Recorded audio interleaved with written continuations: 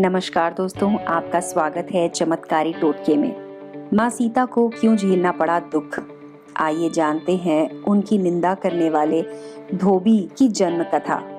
मर्यादा पुरुषोत्तम श्री राम के जीवन से जुड़ा एक सवाल आज भी है ऐसा जिसके बारे में कई बार लोग सवाल उठाते हैं।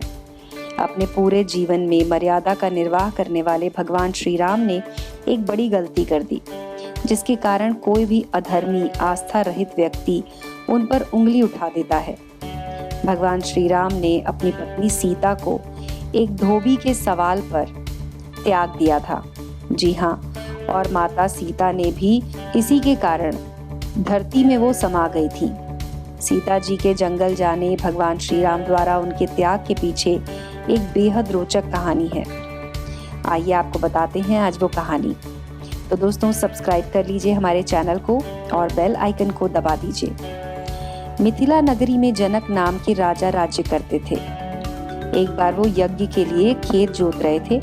उसी समय धरती में हल से बनी एक रेखा में एक कन्या का प्रादुर्भाव हुआ। वो कन्या बेहद सुंदर थी। उसे देखकर राजा बहुत खुश हुए और उसे अपने पास रख लिया। राजा की कोई संतान नहीं थी।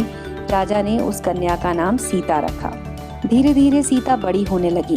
एक दिन सखियों के साथ बाग में खेलते समय उन्हें एक शुक पक्षी का जोड़ा दिखा, जो कि पर्वत चोटी पर बैठा राजा और रानी का किस्सा कह रहा था। वो किस्सा भगवान श्री राम और माँ सीता के जीवन का था। वो कह रहा था कि पृथ्वी पर एक विख्यात राजा होंगे जिनका नाम होगा श्री राम।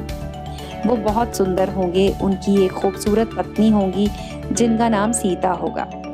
श्री राम 11,000 वर्ष राज्य करेंगे। शुक जोड़ा श्री राम जानकी की महिमा का वर्णन कर रहा था। माँ सीता ने उनकी बातें सुनी तो उन्हें प्रतीत हुआ कि वो उन्हीं के बारे में बातें कर रहा है। मानव स्वभाव वश वो इस बारे में जानने के लिए और व्याकुल हो गई। उन्होंने अपनी सखियों से उस पक्षी को पकड़ कर लाने को कहा। माँ सीता की सखियां उस पर्वत पर गईं और उस जोड़े को पकड़ लाईं।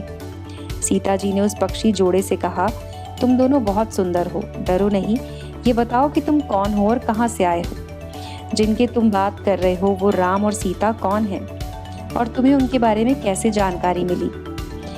माँ सीता व्याकुलतावश उन दोनों से पूछने लगी। माँ सीता के ऐसे पूछने पर उन दोनों पक्षियों ने बताया कि वाल्मीकि नाम के एक बहुत बड़े महर्षि हैं।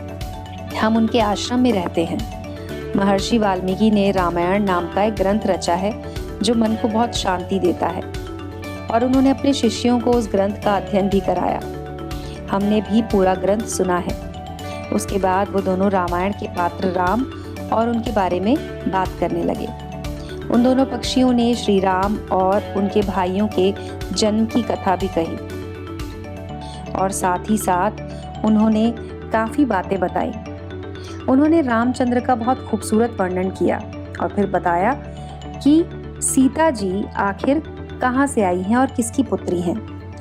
जब सीता माता ने उन्हें अपने बारे में बताया, उन्होंने ये भी कहा कि जब तक श्री राम आकर उनका वरण नहीं करते तब तक वो दोनों पक्षियों को जाने नहीं देंगी। उन्हें अपने घर पर ही रख लिया।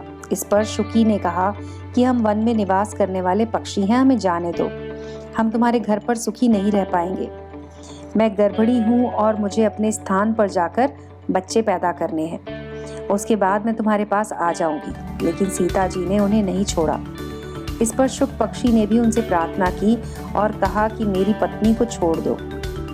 जब ये बच्चों को जन्म दे देगी उसके बाद मैं तुम्हारे पास स्वयं आऊंगा। लेकिन माता सीता ने मोहवश उसकी बात नहीं मानी और शुक पक्षी ने कहा कि तुम तो जा सकते हो, लेकिन इस पत्नी को मेरे साथ ही रहने दो।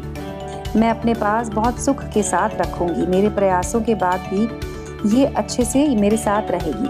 तब शुकी ने निराश होकर कहा कि योगी लोग सही कहते हैं, किसी से कुछ नहीं कहना चाहिए, मौन होकर रहना चाहिए। उन्मत्त प्राणी अपने वचन रूपी दोष के कारण ही बंधन में पड़ता है। अगर हम यहाँ पर्वत पर बैठकर बात नहीं कर रहे होते तो शायद ऐसी स्थिति नहीं आती। मौन रहना अच्छा होता है। इसके बाद शुक ने अपनी पत्नी की मुक्ति के लिए निवेदन किया और कहा कि उसे छोड़ दें, लेकिन सीता जी ने उसे नहीं छोड़ा। दुखी शुकी ने माता सीता को श्राप दिया कि जिस तरह तू मुझे इस समय अपने पति से अलग कर रही है, वैसे ही तुझे भी एक दिन गर्भिणी होकर अपने पति श्री राम से अलग होना पड़ेगा। इतना कहकर पति वियोग में शुकी ने प्राण त्याग दिए। इस बात से शुक पक्षी बहुत दुखी हुआ और उसने भी आतुर होकर कहा कि मैं मनुष्य के रूप में श्री राम की नगरी अयोध्या में जन्म लूंगा और मेरे ही वाक्यों के कारण तुम्हें पति वियोग का भारी कष्ट उठाना पड़ेगा। इस तरह सीता जी का अपमान करने के कारण धोबी की योनि में उसे जन्म लेना पड़ा और उस धोबी के वचनों के कारण माँ सीता का पति से विच्छोह हुआ। तो दोस्तों, ये थी कथा सीता माता के जीवन से जुड़ी हुई। आपको ये कथा कैसी लगी, इसके बारे में हमें ज़रूर बताएं। हमारे इस वीडियो को लाइक करें और अपने दोस्तों के साथ ज़रूर शेयर करें। देखते रहें चमत्कारी टोटके।